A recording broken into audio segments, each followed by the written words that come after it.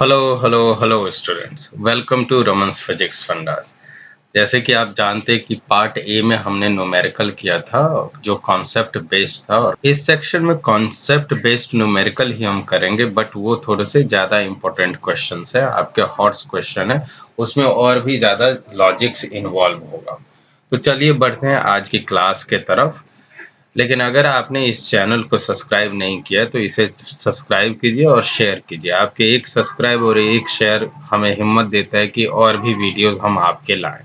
जैसे कि आप यहाँ देख रहे हैं, हमारे सामने पहला क्वेश्चन है। पहला क्वेश्चन ये कह रहा है कि हमारे पास दो मेटेलिक स्फेयर है और वो स्फेयर दोनों के ऊपर चार्ज कितना है, Q। ये स्फेयर A के ऊपर और स्फेयर B के ऊपर भी चार्ज कितना है, Q है, और दोनों सेपरेटेड बाय सर्टेन डिस्टेंस से है, तो ये सर्टेन डिस्टेंस को R कह देते हैं।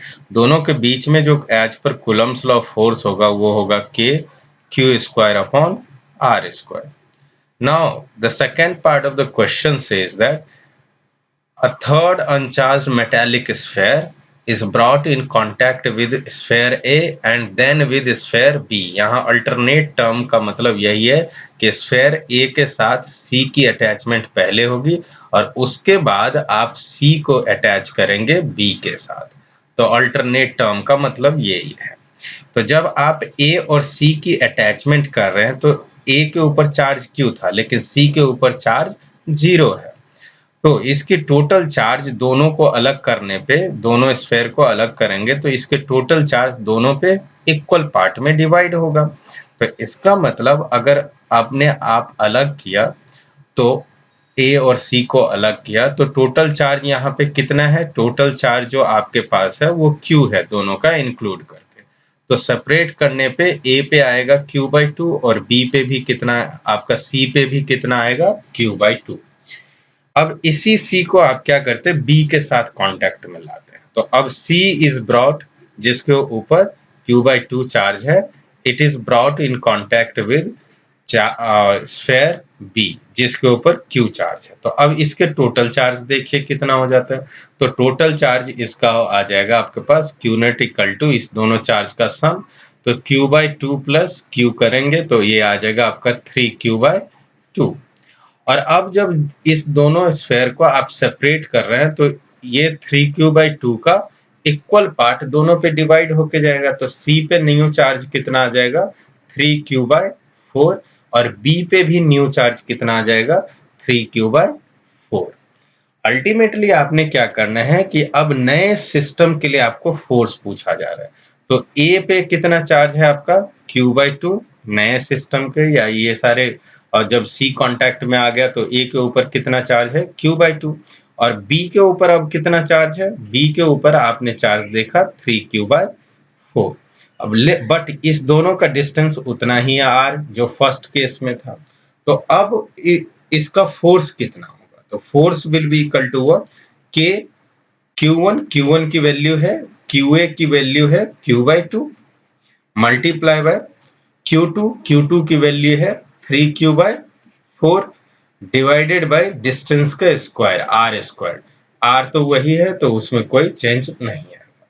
अब इस फोर्स, न्यू फोर्स को आप ये लिख सकते हैं K Q² अपॉन R² और 3/4 तो इसे आप देखें तो ये ओल्ड फोर्स है। तो न्यू फोर्स जो आया आपका, new force is equal to 3/8 times of old force, that is F। तो न्यू फोर्स आपने कैलकुलेट करना था A और B का, ये रिपल्सिव फोर्स, वो आपने कैलकुलेट कर लिया। अगला क्वेश्चन बड़ा ही इंटरेस्टिंग क्वेश्चन है। इस क्वेश्चन में आपको पूछा जा रहा है कि 1 mole of hydrogen gas H2 में आप फाइंड आउट कीजिए कि कितने चार्ज ड्यू टू प्रोटॉन होंगे या फिर चार्ज ड्यू टू इलेक्ट्रॉन होंगे। पॉजिटिव चार्ज कह रहे तो प्रोटॉन के वजह से चार्ज, और नेगेटिव चार्ज कह रहे तो इलेक्ट्रॉन के वजह से चार्ज। चलिए इस क्वेश्चन को देखते हैं। आप ये जानते हैं कि 1 मॉलिक्यूल ऑफ H2O, हम सिर्फ 1 मॉलिक्यूल की पहले बात करेंगे। 1 मोल मतलब आपका एवोगैड्रो नंबर ऑफ मॉलिक्यूल के बराबर होता है। तो सिर्फ 1 मॉलिक्यूल की पहले बात कर लेते हैं कि 1 molecule of H2 will have how many proton, 2 protons. Alright, तो 1 मॉलिक्यूल ऑफ H2 के पास 2 प्रोटॉन है। तो 1 मोल ऑफ H2 के पास कितना प्रोटॉन होगा? 1 मोल ऑफ H2 पूछ रहा है, तो आपका कितना बोर्ड है ये? अवोगाड्रो नंबर के बराबर 6.023 इंटू 10⁻23 मॉलिक्यूल ऑफ H2 के बराबर। और ये इतने मॉलिक्यूल ऑफ H2 में कितने प्रोटॉन आ जाएंगे? तो ये टोटल प्रोटॉन आप फाइंड आउट करने के लिए अवोगाड्रो नंबर को 2 से मल्टीप्लाई कर देंगे, क्योंकि एक मॉलिक्यूल में 2 प्रोटॉन है, तो इतने मॉलिक्यूल में कितने होंगे? 2 से मल्टीप्लाई कर दिया और अवोगाड्रो से मल्टीप्लाई कर दिया, तो 6.023 इंटू 10⁻23। तो ये आपको क्या मिल गया? नंबर ऑफ प्रोटॉन, या फिर यही आपका नंबर ऑफ इलेक्ट्रॉन होता। तो नाउ चार्ज इक्वल टू, आपने क्वांटाइजेशन प्रॉपर्टी में देखा हुआ था कि चार्ज इक्वल टू क्या होता है? n इंटू ई। तो यहाँ पे n की वैल्यू आपको पता है, n की वैल्यू कितनी दी है? 2 इंटू 6.023 इंटू 10⁻23 मल्टीप्लाई बाय, आपको e की वैल्यू पता है 1.6 इंटू 10⁻19। ये फैक्टर को पूरे को मल्टीप्लाई करेंगे, आप ये आ जाएगा आपका चार्ज ड्यू टू प्रोटॉन। अगला क्वेश्चन भी काफी इंटरेस्टिंग है। ये क्वेश्चन ये कह रहा है कि हमारे पास 2 लाइक चार्जेस हैं, पॉजिटिव चार्जेस हैं। Q1 की वैल्यू भी Q है और Q2 की भी वैल्यू कितनी है आपके पास? Q2 is also equal to Q। लेकिन ये दोनों चार्जेस सेपरेटेड है 5 एंगस्ट्रॉम, बहुत ही कम डिस्टेंस से। तो R इक्वल टू आपके पास है 5 एंगस्ट्रॉम या फिर 5 इंटू 10⁻10 मीटर। इस दोनों के बीच में एक फोर्स ऑफ रिपल्शन लग रहा है, वो फोर्स ऑफ रिपल्शन है 3.7 इंटू 10⁻9। तो आपने ये बतानी है कि नंबर ऑफ इलेक्ट्रॉन कितने ट्रांसफर हुए होंगे, नंबर ऑफ इलेक्ट्रॉन कितने ट्रांसफर हुए होंगे या मिस हुए होंगे इतने चार्ज प्रोड्यूस होने के लिए।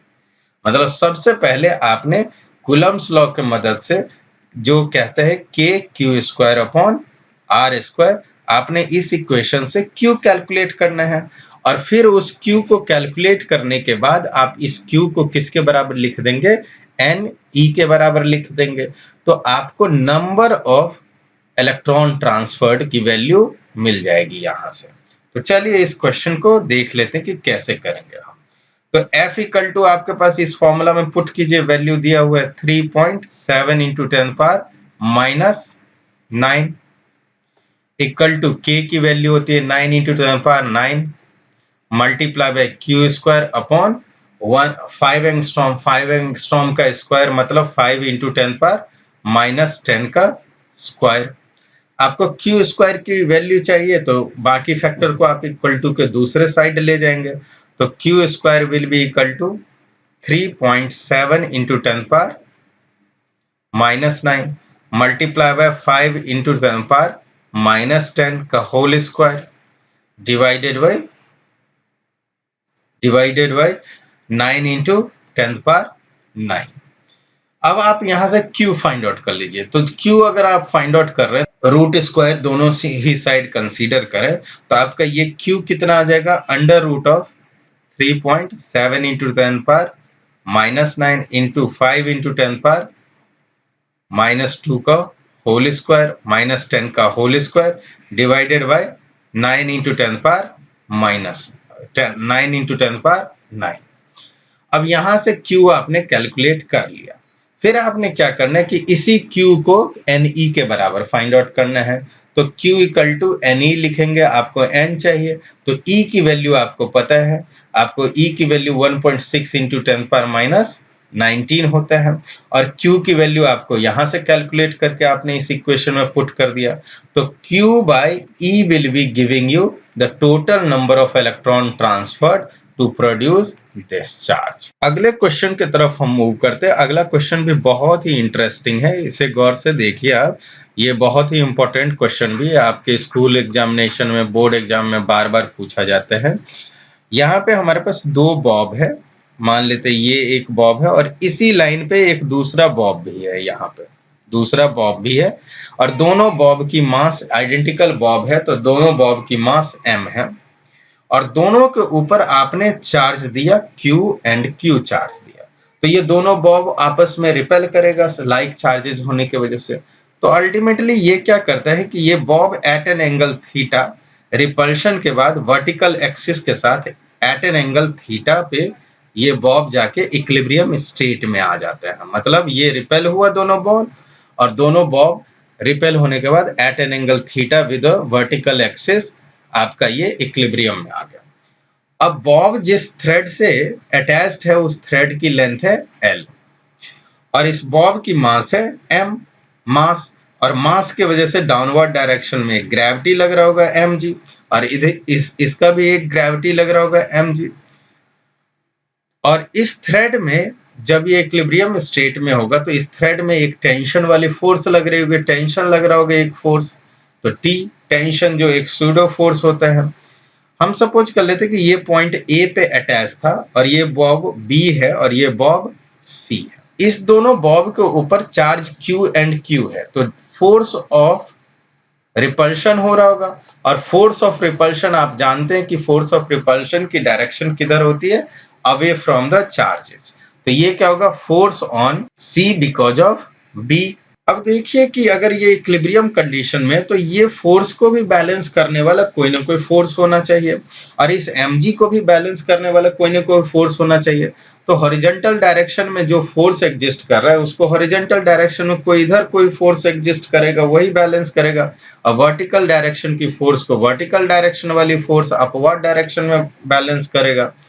तो अगर यहाँ पे आप गौर से देखें तो ये पैरेलल लाइन और ये पैरेलल लाइन और ये एंगल थीटा, तो ये भी एंगल आपका क्या होगा, थीटा, अल्टरनेट इंटीरियर एंगल के वजह से।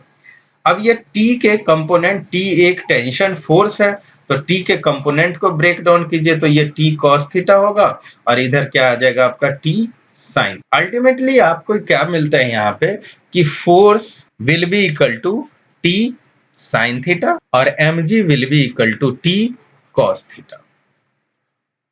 तो ये T sin थीटा और T cos थीटा मिलते हैं। आपको नेक्स्ट पार्ट में क्या करना है कि इस फोर्स की वैल्यू कितनी है, या इस फोर्स को आप FCV से भी रिप्रेजेंट कर सकते हैं या FBC से भी रिप्रेजेंट कर सकते हैं। तो इस फोर्स की वैल्यू कितनी है वो हम लोग फाइंड आउट कर लेते हैं। ये फोर्स इक्वल टू क्या होगा आपके पास, KQ square upon R square as per Coulomb's law, और R क्या होता है, डिस्टेंस बिटवीन, ये R किसके बराबर है, आपके BC के बराबर है।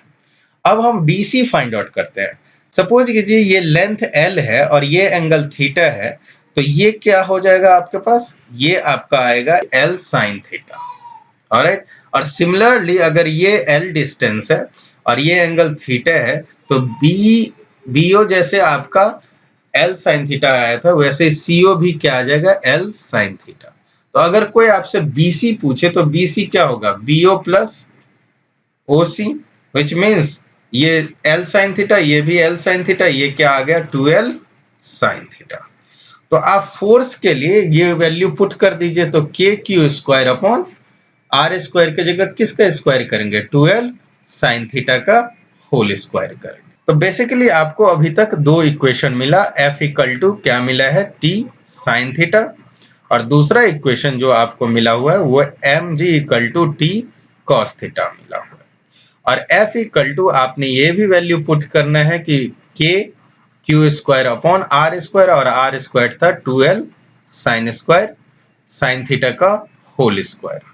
This will be equal to what, T sin theta. अब नेक्स्ट K को क्या लिख सकते हैं, 1/4 पाई एप्सिलॉन नॉट लिख सकते हैं, which is dielectric constant only, Q multiply by Q square 2L sin theta का whole square, this will be equal to T sin theta. अब ये इक्वेशन 1 को हमने एक्सपेंड करके इतना तक किया, और ये इक्वेशन 2 है। आप ऐसा करते हैं कि now divide equation 1/2, divide equation 1/2। तो जब डिवाइड कर देते हैं दोनों इक्वेशन को तो T से T क्या हो जाता है, कैंसल, और आपको क्या मिल जाता है यहाँ पे, Q square upon 4 pi epsilon naught 2L sin theta का whole square, this will be equal to what, tan theta. और साथ में आपको यहाँ पे डिवीजन में mg भी मिलेगा।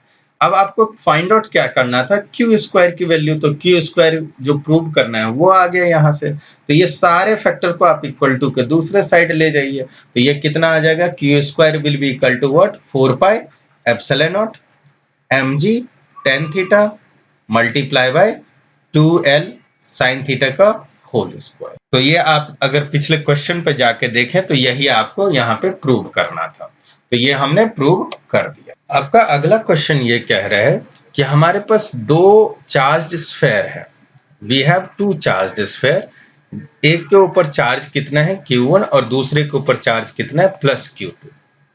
अब dq amount of charge is removed from the sphere, first sphere, and it is transferred to the another sphere। तो उसके बाद आपको कह रहा है कि find the charge left on each sphere for the force between them to be the maximum। बहुत ही interesting question और इम्पोर्टेंट क्वेश्चन है और ये एंट्रेंस में भी पूछा जाता है। यहाँ पे दो स्फेयर कंसीडर कीजिए, Q1 चार्ज था एक पे और एक पे कितना चार्ज है, Q2 चार्ज है। अब आप पहले स्फेयर से dq चार्ज रिमूव करते हैं तो पहले स्फेयर का टोटल चार्ज कितना हो जाएगा, अब Q1 माइनस dq हो जाएगा, और इसे सेकेंड स्फेयर पे ट्रांसफर कर देते हैं तो इसका टोटल चार्ज कितना हो जाएगा, Q2 प्लस dq हो जाएगा।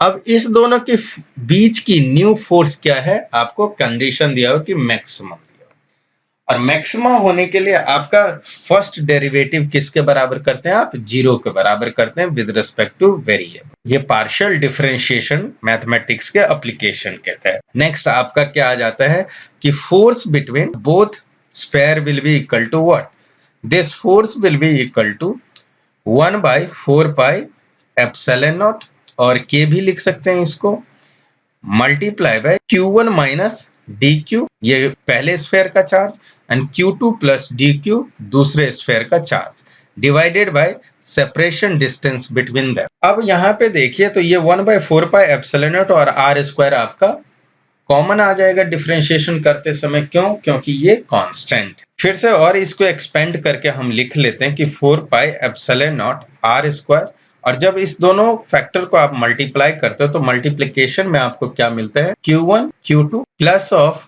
Q1 dq minus of Q2 dq and minus of dq square. अब इस इक्वेशन को आपने डिफरेंशिएट करना है for force to be maximum.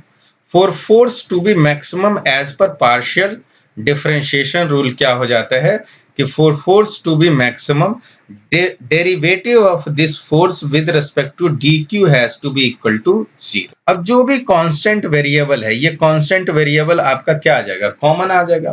तो जब आपने इस इक्वेशन का dq के साथ डिफरेंशिएशन करना है तो ये अल्टीमेटली आपके पास क्या आ जाएगा, ये आपको दे देगा 1/4 pi epsilon naught r square, और Q1 Q2 का differentiation with respect to dq क्या हो जाएगा आपका 0, और Q1 dq का differentiation with respect to dq आपको देगा प्लस Q1, और माइनस Q2 dq का डिफरेंशिएशन आपको दे देगा माइनस Q2, और Q dq स्क्वायर का डिफरेंशिएशन आपको विद रिस्पेक्ट टू dq दे देगा 2dq। अब आप इसको इस पूरे इक्वेशन को 0 के बराबर किए हुए फॉर द मैक्सिमम। अगर ये 0 के बराबर है तो आप ये सारे मल्टीप्लायर इस साइड ले जाएं तो 0 हो जाएगा मल्टीप्लाई होके। आपके पास इक्वेशन क्या आ गया, Q1 minus of Q2 minus of 2dq equal to 0। अब यहां से आप 2dq इक्वल टू लिख सकते हैं Q1 माइनस ऑफ Q2। तो dq इक्वल टू आपके पास कितना आ गया, dq इक्वल टू क्या आ गया, Q1 माइनस Q2 अपॉन 2। अब dq आपने इस इक्वेशन से फाइंड आउट कर लिया, तो न्यू चार्ज ऑन स्फेयर 1 कितना होगा, अब तो Q1 माइनस ऑफ dq की वैल्यू पुट कर दीजिए, और dq की वैल्यू कितना आया है, Q1 माइनस Q2 अपॉन 2। तो ये आपको अल्टीमेटली क्या दे देगा, ये टोटल वैल्यू ऑन स्फेयर 1 दे देगा।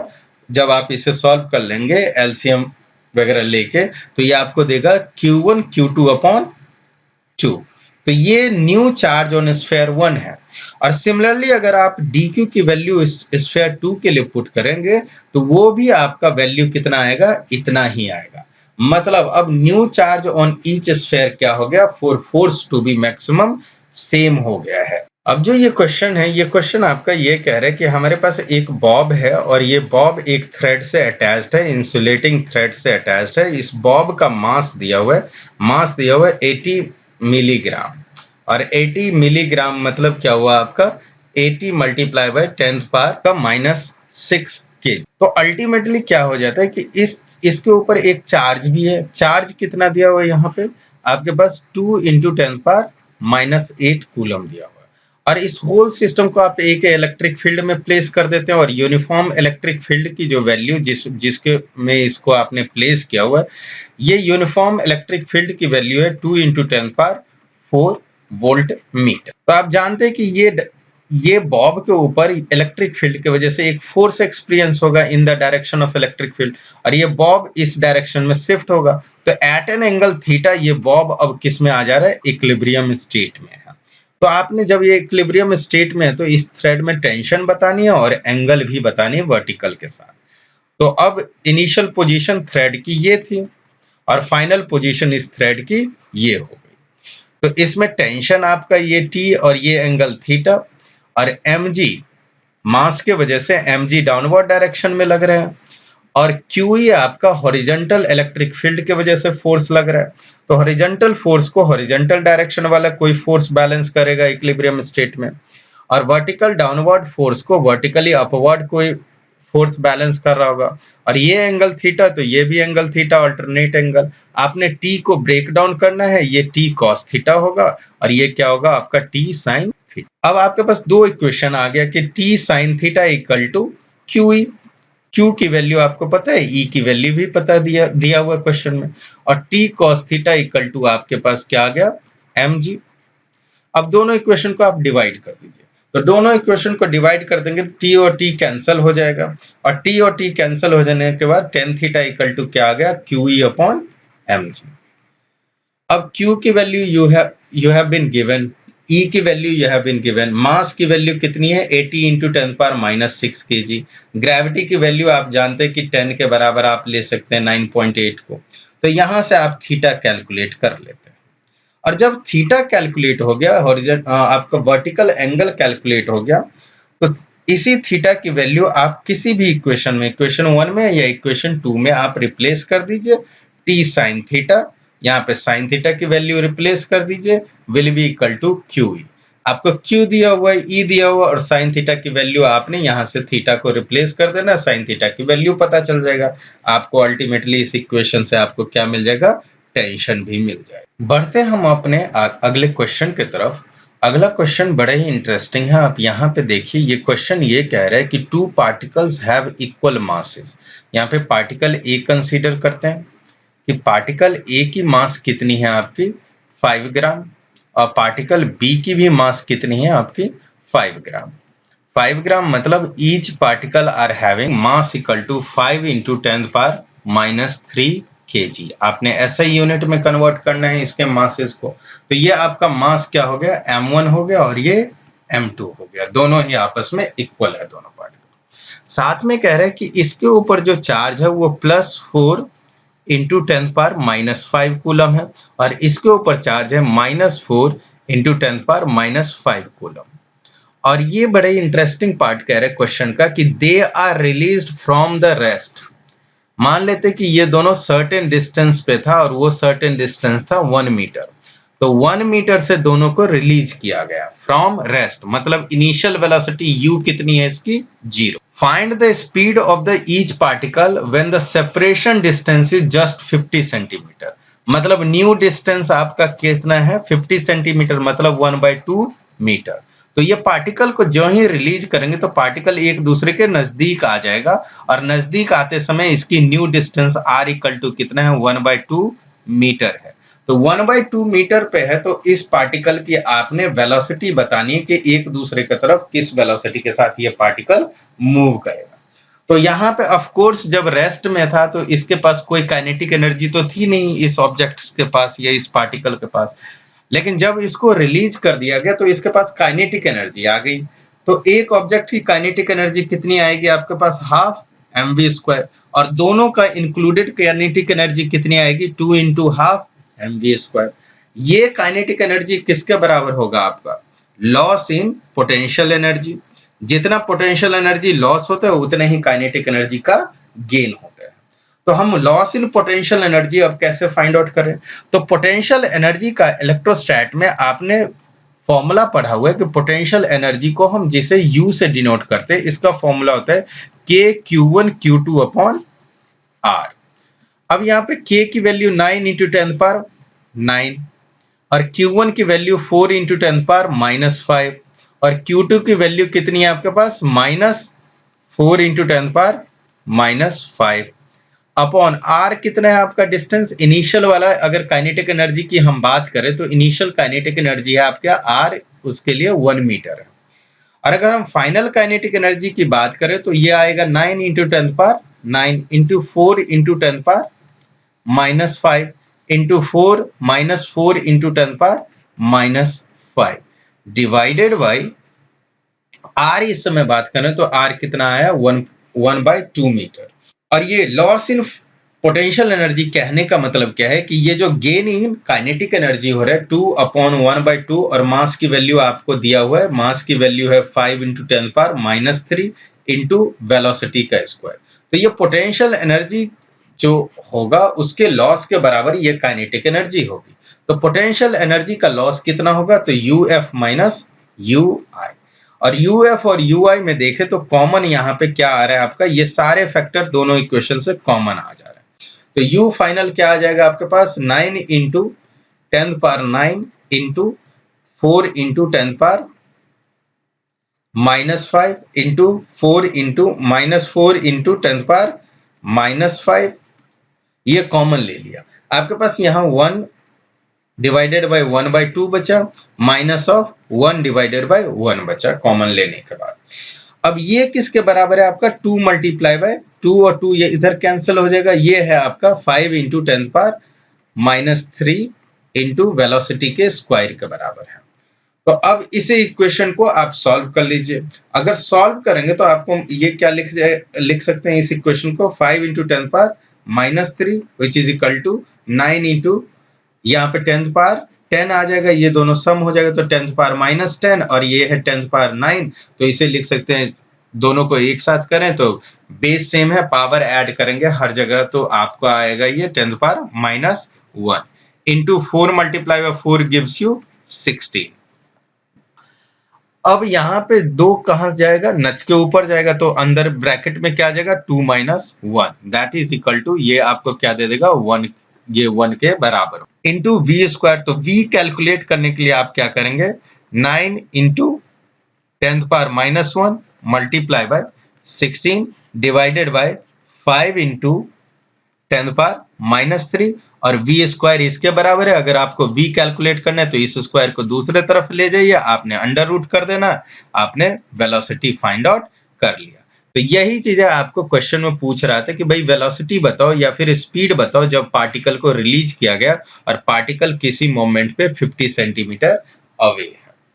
तो बेसिक कॉन्सेप्ट इसका ये है कि जितना काइनेटिक एनर्जी आपका गेन हो रहा है वो kinetic energy loss in potential energy के बराबर है। और लॉस इन पोटेंशियल एनर्जी मतलब final potential energy minus initial potential energy. अब हम अगले क्वेश्चन के तरफ आगे बढ़ते हैं। ये बेसिकली आपके एनसीईआरटी के क्वेश्चन है। आपका ये कह रहा है कि determine the electrostatic potential energy of a system of 2 charges 7 microcoulomb and -2 microcoulomb when they are placed at 9 centimeter, -9 centimetre and +9 centimetre. तो यहाँ पे हमारे पास 2 चार्ज हैं, दोनों चार्ज को आप ये कोऑर्डिनेट लेट कर लीजिए। एक चार्ज हमारे पास कहाँ पे है -9 सेंटीमीटर पे है और दूसरा चार्ज कहाँ पे है 9 सेंटीमीटर पे है। ऑलराइट, और यहाँ पे जो चार्ज है वो है -2 माइक्रोकूलम और -2 माइक्रोकूलम को कूलम में चेंज करेंगे तो -2 × 10⁻6 कूलम। और यहाँ -9 पे जो चार्ज है वो चार्ज है आपके पास 7 माइक्रोकूलम मतलब 7 × 10⁻6 कूलम।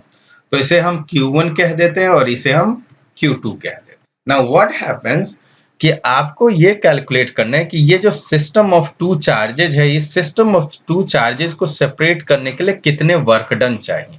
तो वर्क डन एक कॉन्सेप्ट आपको याद रखना पड़ेगा यहाँ पे कि वर्क डन किसी भी चार्ज को सेपरेट करने के लिए उतना ही होता है और उतने ही इक्वल एंड अपोजिट होता है जितना कि उस चार्जेस का पोटेंशियल एनर्जी हो। तो इस चार्ज की पोटेंशियल एनर्जी हम कैलकुलेट कर लेते हैं। तो पोटेंशियल एनर्जी कैलकुलेट करेंगे तो U इक्वल टू, आपने फॉर्मूला पढ़ा हुआ है कि 1/4 pi epsilon not Q1 Q2 upon R।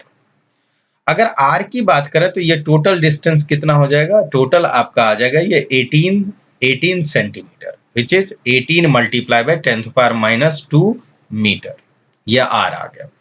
तो U will be equal to 1/4 pi epsilon naught को आप K के वैल्यू के बराबर लिख सकते हैं 9 × 10⁻9, और Q1 की वैल्यू है आपके पास -2 मल्टीप्लाई बाय 10⁻6, और Q2 की वैल्यू है 7 × 10⁻6 डिवाइडेड बाय R की वैल्यू है आपके पास यहाँ पे 18 × 10⁻2। अब इसे कैंसिल कीजिए तो 9 2 जा 2 2 जा, ये कैंसिल हुआ, और यहाँ पे 10⁻2 जब ये ऊपर जाएगा तो 10⁻+2, तो U इक्वल टू क्या आ जाएगा आपके पास 10⁻, ये -2 और ये +9 और ये +2 हो जाएगा ऊपर जाने का, तो +11 मल्टीप्लाई बाय 7 मल्टीप्लाई बाय, अगर 10 के पावर यहाँ -6 है और ये 10 के पावर -6, तो इसको 10 के पावर -12 लिख सकते हैं हम। तो आपके पास ये जो एनर्जी आ गई, potential energy with negative sign आएगा, क्योंकि जो सेकेंड चार्ज था वो आपका पहला चार्ज क्या है, यहाँ पे नेगेटिव चार्ज है। तो ये कैंसिल होने के बाद आपको पता चलता है कि ये एनर्जी आ गई आपके पास -7 मल्टीप्लाई बाय 10⁻⁻1 जूल, या फिर इसको -0.7 जूल भी लिख सकते हैं। तो ये पोटेंशियल एनर्जी नेगेटिव होने की वजह से ये दोनों चार्जेज क्या है, आपस में बाउंडेड है, आपस में अट्रैक्टेड है, आपस में इक्विलिब्रियम स्टेट में एस्टैब्लिश्ड है। लेकिन अगर आप इतने ही equal and opposite potential energy के इक्वल एंड अपोजिट आप वर्क डन दे दें, तो ये दोनों चार्ज आपका सेपरेट हो जाता है। तो इस दोनों चार्ज को सेपरेट करने में रिक्वायर्ड वर्क डन कितना होगा, तो ये रिक्वायर्ड वर्क डन आपका आएगा पॉजिटिव ऑफ 0.7 जूल। अब अगला पार्ट ऑफ क्वेश्चन आपको ये कह रहा है कि suppose this whole system is placed in external electric field that is equal to A multiply by 1/r², और A की वैल्यू आपको दिया हुआ है, तब कितना वर्क डन होगा। तो इस क्वेश्चन को करने के लिए आप देखिए कि आपके पास ये क्वाड्रेंट लिया था आपने, और क्वाड्रेंट में यहाँ पे कौन सी चार्ज थी, -2 × 10⁻6 माइक्रोकूलम या कूलम चार्ज थी, जो 9 सेंटीमीटर पे प्रेजेंट था, और दूसरी चार्ज जो यहाँ पे प्रेजेंट था वो 7 × 10⁻6 कूलम चार्ज प्रेजेंट था, और ये भी -9 सेंटीमीटर ओरिजिन पॉइंट से प्रेजेंट था। तो दोनों के बीच में जो डिस्टेंस होता है वो डिस्टेंस आपका 18 सेंटीमीटर का था, दैट इज 18 × 10⁻2 मीटर का। अब इस होल सिस्टम को आप क्या करते हैं, एक्सटर्नल इलेक्ट्रिक फील्ड में प्लेस कर देते हैं, और एक्सटर्नल इलेक्ट्रिक फील्ड आपका दिया हुआ है। तो external electric field equal to क्या होता है कि एक्सटर्नल इलेक्ट्रिक फील्ड आपका दिया हुआ है यहाँ पे A/r², और A की वैल्यू दी हुई है कि A is equal to what, 9 × 10⁵ coulomb per metre square. तो अब इस केस में आपका टोटल वर्क डन या टोटल पोटेंशियल एनर्जी कितना होगा। तो टोटल पोटेंशियल एनर्जी इस केस में क्या हो जाता है हमारे पास कि Q1 multiply by voltage due to external electric field at point 1 plus Q2 multiply by voltage of external electric field at point 2 plus Q1 Q2 upon r² external field के केस है ये।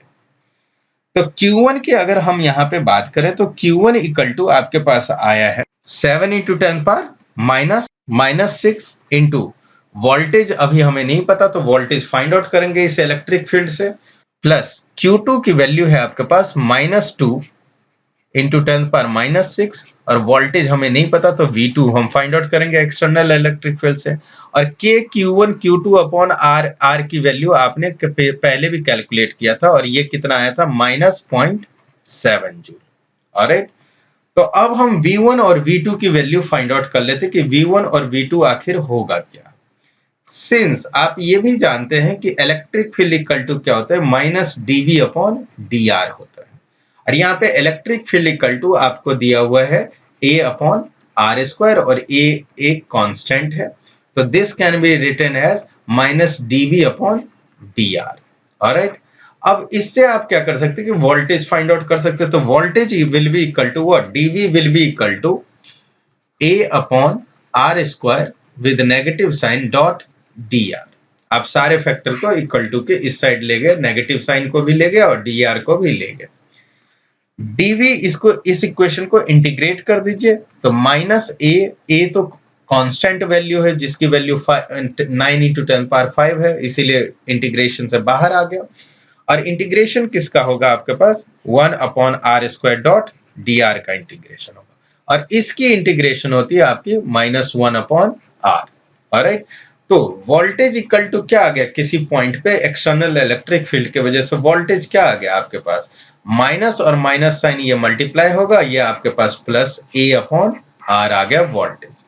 तो आप V1 के जगह अब इस equation में क्या लिख सकते हैं, ये 7 मल्टीप्लाई बाय 10 पावर -6, और V1 के जगह आप लिख सकते हैं a अपॉन आर। a की वैल्यू पुट कीजिए आप 9 इंटू 10 पावर 5, प्लस Q2 की वैल्यू आपने पुट करना था, तो Q2 equal to -2 into 10 power -6 multiply by voltage को लिख सकते हैं आप a अपॉन आर, और ये -0.7 तो पहले से प्रेजेंट है। यहाँ पे a की वैल्यू पुट करनी है, और r कितना दिया हुआ है आपके पास, r यहाँ पे 0.9 दिया हुआ है। ये चार्ज कहाँ पे प्रेजेंट है आपका, 0.9 सेंटीमीटर पे प्रेजेंट है, 0.09 सेंटीमीटर पे प्रेजेंट है, मतलब 9 इंटू 10 पावर -2 मीटर पे प्रेजेंट है। तो यहाँ पे r की वैल्यू पुट करनी है, a की वैल्यू पुट करनी है, सिमिलरली यहाँ पे भी r की वैल्यू पुट करनी है और a की वैल्यू पुट करनी है, और आपके पास फाइनल आंसर आ जाएगा। तो 7 into 10 power -6 multiply by a की वैल्यू है 9 इंटू 10 पावर 5, और r की वैल्यू है आपके पास 9 into 10 power -2, plus minus of 2 into 10 power -6 multiply by a की वैल्यू है 9 into 10 power 5 divided by r की वैल्यू है 9 इंटू 10 पावर -2, और ये -0.7 भी आपने कंसीडर करना है, जो दोनों चार्ज के बीच में पोटेंशियल एनर्जी। जब इस इक्वेशन को आप सॉल्व कर लेते हैं, तो एक्सटर्नल इलेक्ट्रिक फील्ड की टोटल पोटेंशियल एनर्जी आ गई आपकी, और एक्सटर्नल इलेक्ट्रिक फील्ड की ये जो टोटल पोटेंशियल एनर्जी आएगी, ये आएगी 49.3 जूल। अब हम बढ़ते हैं अपने अगले क्वेश्चन की तरफ। ये क्वेश्चन आप देखिए, तो ये क्वेश्चन आपका ये कह रहा है कि the variation of electric potential with 1/r। ये देखिए 1/r के साथ वेरिएशन ऑफ इलेक्ट्रिक पोटेंशियल दिखाया हो, तो इसका ग्राफ कैसा होगा, स्ट्रेट लाइन। लेकिन वहीं पे v का ग्राफ r के रिस्पेक्ट में दिखाया होता, तो इसका ग्राफ कैसा होता है, हाइपरबोला हो।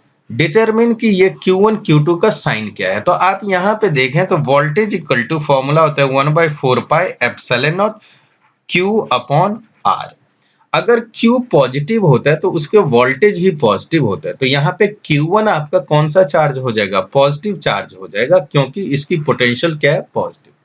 लेकिन वहीं पे अगर आप दूसरे ग्राफ में देखें, तो दूसरे ग्राफ में Q2 क्या है, नेगेटिव स्लोप है इसके पास, तो इसका मतलब Q2 कौन सी चार्ज है, नेगेटिव चार्ज है, क्योंकि इसकी पोटेंशियल भी क्या है, नेगेटिव। अब कह रहे हैं कि which of the two charges has larger magnitude, तो जिसका स्लोप ज्यादा है, जिस वोल्टेज का स्लोप ज्यादा है, कि more slope means this charge is more, तो जब स्लोप ज्यादा है जिस वोल्टेज का, उसके चार्ज स्ट्रेंथ ज्यादा है। तो यहाँ पे अगर Q1 की आप स्लोप देखें, तो Q1 का जो ये एंगल है θ1, और Q2 का जो स्लोप देखें तो Q2 का जो एंगल है θ2, तो θ2 को आप ग्रेटर देख रहे हैं θ1 से, तो θ2 अगर ग्रेटर है, तो इसका मतलब Q2 के लिए स्लोप क्या है, ज्यादा है, तो इसका मतलब Q2 की चार्ज स्ट्रेंथ या Q2 की magnitude is greater than Q1। अब अगला क्वेश्चन आपका है, ये गॉस थ्योरम से है। गॉस थ्योरम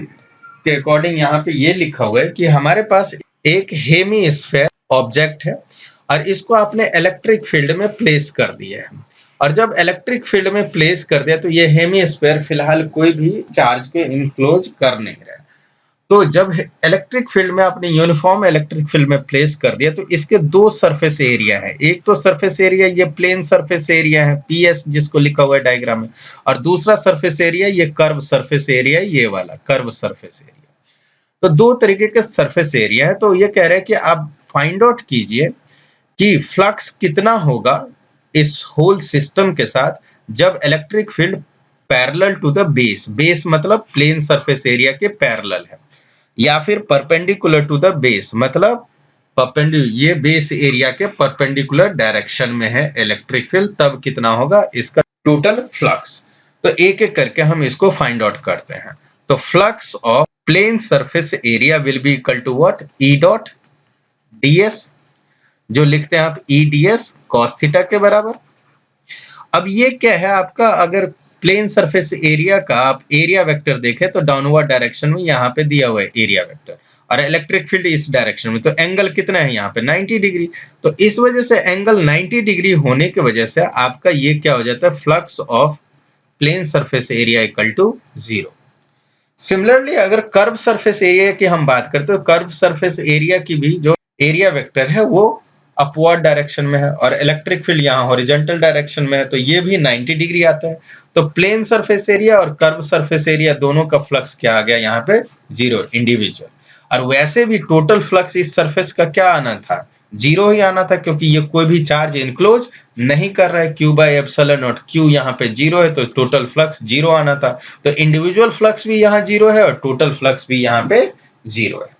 अब देखते हैं दूसरे डायग्राम में क्या होगा। तो दूसरे डायग्राम के लिए एक चीज तो बहुत ही सर्टेन है कि एक चीज आप ये जानते हैं कि flux linked with plane surface area and flux linked with curved surface area has to be equal to 0. Total flux 0 हम इसीलिए कर रहे हैं क्योंकि ये किसी भी चार्ज को इनक्लोज नहीं कर रहा है। नेट चार्ज इनक्लोज कितना है यहाँ पे 0। तो सबसे पहले प्लेन सरफेस एरिया का हम फ्लक्स कैलकुलेट कर ले। तो प्लेन सरफेस एरिया का अगर फ्लक्स आप यहाँ पे कैलकुलेट करेंगे तो इसका फॉर्मूला होगा E डॉट ds, और E डॉट ds को लिख सकते हैं आप E ds cos थीटा।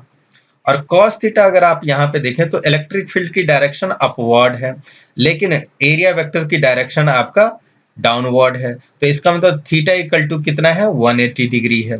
तो इस इक्वेशन को प्लेन सरफेस एरिया का फ्लक्स कितना आ गया आपके पास E डॉट ds, ds को आप इस प्लेन सरफेस के लिए ds को इंटीग्रेट करके आप क्या लिख सकते हैं, इसकी वैल्यू या टोटल वैल्यू आपका ds कितना दे देगा, ये पाई आर स्क्वायर के बराबर देगा, क्योंकि आपका ये प्लेनर सरफेस है ना इस हेमिस्फीयर के, जब इस प्लेन ओपन सरफेस की बात करते हैं तो ये प्लेन है तो पाई आर स्क्वायर, और cos 180 डिग्री की वैल्यू कितनी होती है आपकी -1। तो प्लेन सरफेस एरिया का फ्लक्स कितना आ गया आपके पास -e पाई आर स्क्वायर। और प्रोवाइडेड कंडीशन इनिशियली क्या था कि टोटल फ्लक्स भी 0 होना चाहिए, तो यहाँ पे flux linked with plane surface area E dot pi R square plus flux of curve surface area equal to क्या लिख सकते हैं 0। तो यहां से आपका flux of curve surface area कितना आ गया, इस पूरे फैक्टर को इक्वल टू के दूसरे साइड ले जाइए तो ये आ जाएगा positive into pi R square. तो ये इंडिविजुअल सरफेस के लिए यहाँ पे फ्लक्स एग्जिस्ट कर रहा है, बट ओवरऑल फ्लक्स इस केस में भी क्या है 0 है। क्यों है ये 0, क्योंकि नेट चार्ज इनक्लोज नहीं कर रहा है।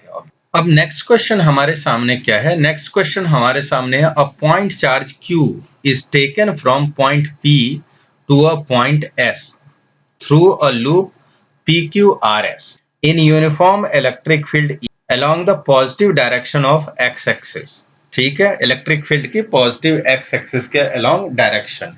उसके बाद ये कह रहे कि calculate the work done in moving this charge when coordinate for PQRS are given as such. तो इस क्वेश्चन को अब कैसे अटेम्प्ट करें, तो हम सबसे पहले एक कोऑर्डिनेट सपोज कर लेते हैं और इस पे हम B को नोटेट करेंगे और x एक्सिस पे हम A को नोट करेंगे। तो ये क्या है हमारे पास A है और ये क्या है हमारे पास 2A है, और ये आ जाएगा आपके पास B और इधर आपका 2B और इधर आ जाएगा -B और इधर -2B।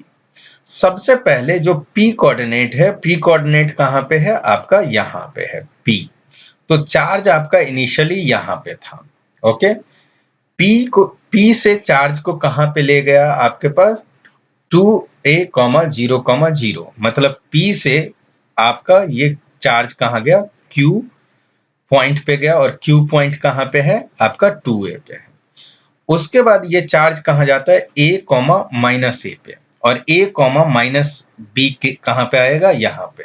तो आपका ये r पॉइंट हो जाता है, तो चार्ज यहाँ आया है। नेक्स्ट क्या है कि फिर से इस चार्ज को आपने किधर डिस्प्लेस कर दिया है, ओरिजिन पे जाके इसको लीव आउट कर दिया है। तो ऐसे आपका ये चार्ज मूव हुआ। तो डिस्प्लेसमेंट अगर इस चार्ज का पूरा पूछा जाए तो डिस्प्लेसमेंट कौन से डायरेक्शन में होगा, ये डाउनवर्ड डायरेक्शन में होगा।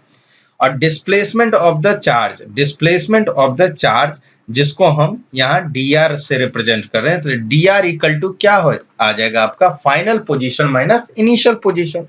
और फाइनल पोजीशन आपके पास क्या है, 0i plus 0j plus 0k, और इनिशियल पोजीशन आपका क्या था, p वाला इनिशियल पोजीशन था, तो minus of ai plus bj plus 0k। तो इस दोनों इक्वेशन को आप सब्ट्रैक्ट कर दीजिए, तो आपके पास डिस्प्लेसमेंट वेक्टर आ जाएगा, ये आएगा आपके पास minus ai minus bj plus 0k। अब ये होल सिस्टम, ये पूरे का पूरे एक्सपेरिमेंट किस में हो रहा है, एक्स एक्सिस के अलोंग जो एक इलेक्ट्रिक फील्ड है उसमें हो रहा है। तो इलेक्ट्रिक फील्ड में ये चार्ज के ऊपर एक फोर्स भी लग रहा होगा, और वो फोर्स कितना होगा आपके पास, Q इंटू ई। तो कह रहे हैं वर्क डन कितना लगा इसे फाइंड आउट करने में, तो वर्क डन इक्वल टू आपके पास फॉर्मूला क्या होता है, फोर्स इंटू डिस्प्लेसमेंट, और फोर्स का वैल्यू क्या है आपका Q इंटू ई, और E किसके अलोंग है, एक्स एक्सिस के अलोंग है। तो इलेक्ट्रिक फील्ड को आप EI भी लिख सकते हैं, electric field can be written as EI। और DR कितना आया आपके पास, DR equal to minus AI minus of BJ आया है। तो इलेक्ट्रिक फील्ड EI इसीलिए लिखा क्योंकि इलेक्ट्रिक फील्ड सिर्फ एक्स एक्सिस के अलोंग एग्जिस्ट कर रहा है। तो अब आप इसका डॉट प्रोडक्ट कीजिए, तो डॉट प्रोडक्ट में आप I डॉट I क्या लिखते हैं 1, और J डॉट I या फिर I डॉट J क्या हो जाता है आपका 0 हो जाता है।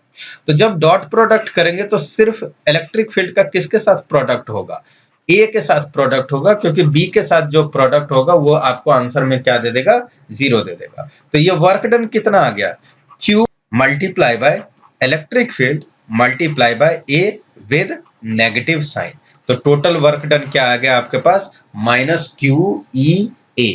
अब बढ़ते हैं हम अपने अगले क्वेश्चन के तरफ। ये बहुत ही इंपॉर्टेंट क्वेश्चन है, ये आपका 2018 में पूछा गया था पेपर में, तो इसे काफी केयरफुली आप लोग करें। कह रहे हैं कि the electric field outside a linear charge wire is this.